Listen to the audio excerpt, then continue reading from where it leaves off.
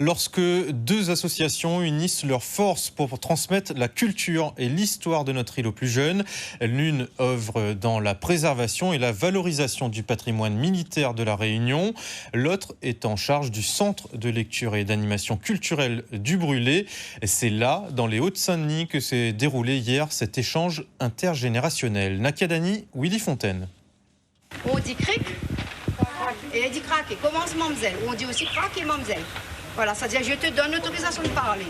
Il était une fois, dans le cirque de Salazie, deux enfants vivaient dans la nature dans les années 30. Ils s'adonnaient aux tâches ménagères de l'époque, laver le linge, ramasser le bois pour le feu, cueillir les brettes pour le repas. Une réalité loin de celle des jeunes d'aujourd'hui, mais la cuisine met tout le monde d'accord.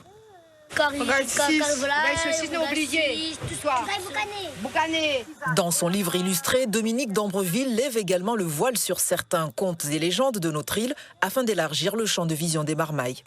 Les enfants aujourd'hui, avec la société de consommation qui les avale tous les jours avec de nouvelles choses attrayantes, distrayantes, ils oublient d'installer leur culture. Et ils oublient de questionner leur culture pour mieux comprendre qui ils sont. Quand j'ai dit aux enfants, est-ce que vous avez vu à Salazie ce voile qui coule inlassablement?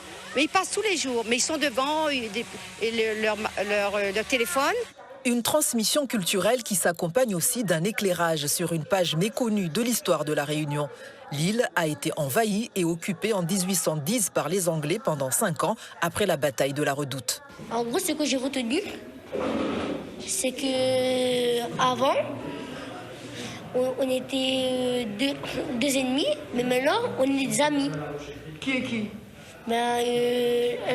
Les Français et que l'Angleterre. On ne peut se sentir bien dans son pays, se bâtir un avenir, que si on a des racines bien implantées. Donc il faut connaître son histoire. Même si elle est triste, là on a perdu une bataille, mais la période de l'occupation anglaise et cette invasion anglaise elle-même, elle a fait l'objet de travaux très érudits de la part de l'Université de la Réunion, mais ça n'est pas allé jusqu'au grand public. D'où la mission de son association de valoriser et de permettre l'accès à l'histoire militaire, grâce notamment à des supports grandeur nature, comme des armes et des soldats d'époque.